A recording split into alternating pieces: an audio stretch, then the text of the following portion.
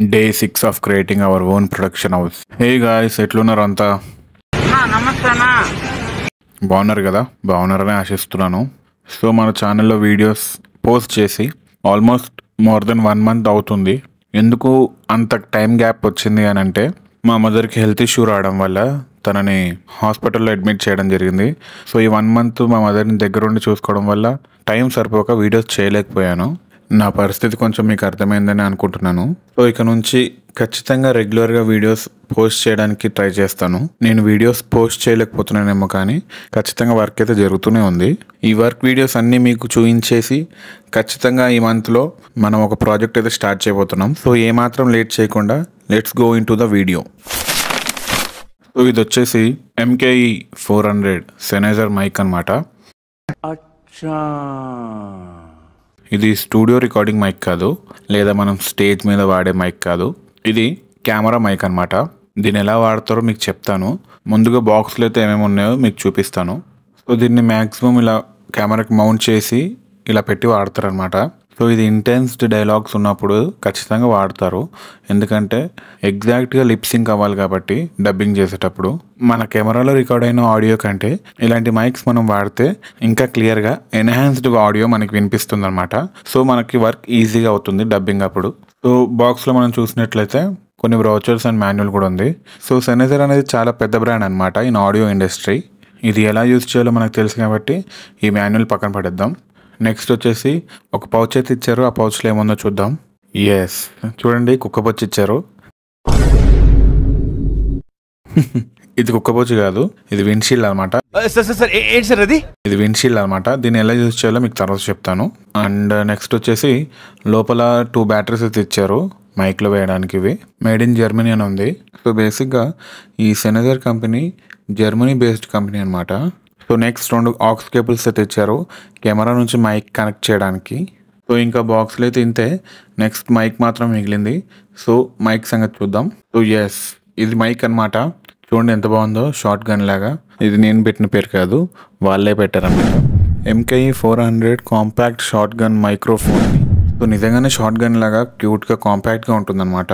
So ఇంత చిన్నగా ఉంది కదా, ఏం పనికి వస్తుందని మాత్రం అనుకోవద్దు. ఇది చాలా యూస్ఫుల్ అనమాట మనకి. సో మీలో కొంతమంది అన్న షూటింగ్లలో చూసుంటారు. చూడండి, ఈ ఫోటోలో చూపించినట్టుగా బూజు తుడిచే కర్రలాగా ఉంది కదా, ఇది బూజు కర్ర కాదు, మైక్ అనమాట.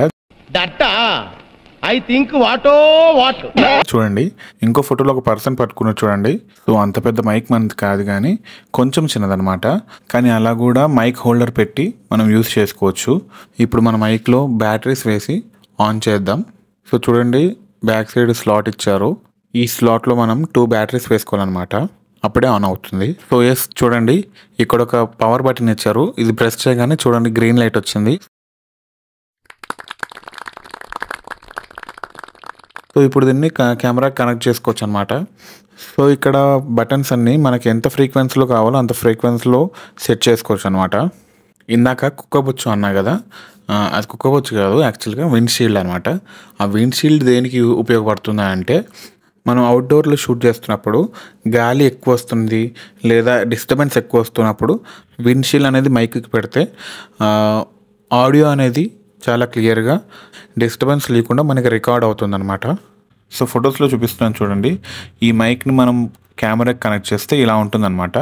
సో ఈ విండ్షీల్డ్ అనేది పెడితే దీని లుక్ ఇలా ఉంటుంది. సో ఇదనమాట మైక్ పంచాయతీ. నెక్స్ట్ వచ్చేసి yes, this is my favourite item అనమాట.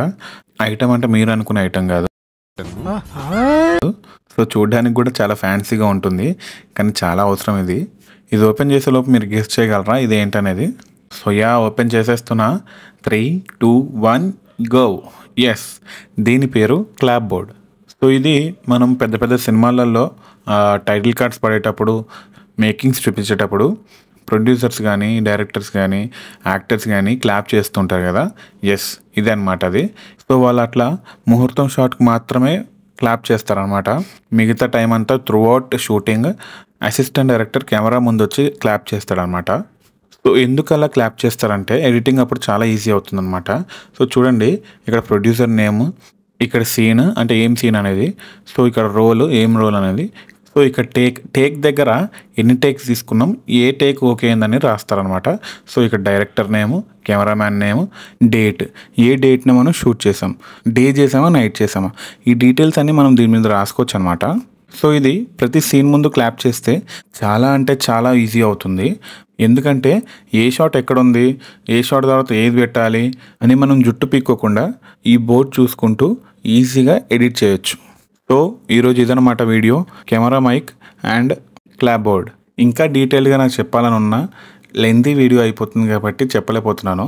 సో ఇప్పటివరకు ఎంతైతే చెప్పానో అది మీకు అర్థమైందని నేను అనుకుంటున్నాను. సో ఇది ఇవాల్టి వీడియో. నెక్స్ట్ వీడియోలో ఇంకా కొన్ని ప్రోడక్ట్స్ అన్బాక్సింగ్ చేసేవి ఉన్నాయి, అవి కూడా చేసి చూపిస్తాను. సో ప్లీజ్ సపోర్ట్ చేయండి. So please try to understand my situation. ఖచ్చితంగా ఇక్కడ నుంచి టైంకి వీడియోస్ చేయడానికి నేను ట్రై చేస్తాను. Like, share and subscribe. It's your Kalyan Qureshi signing off.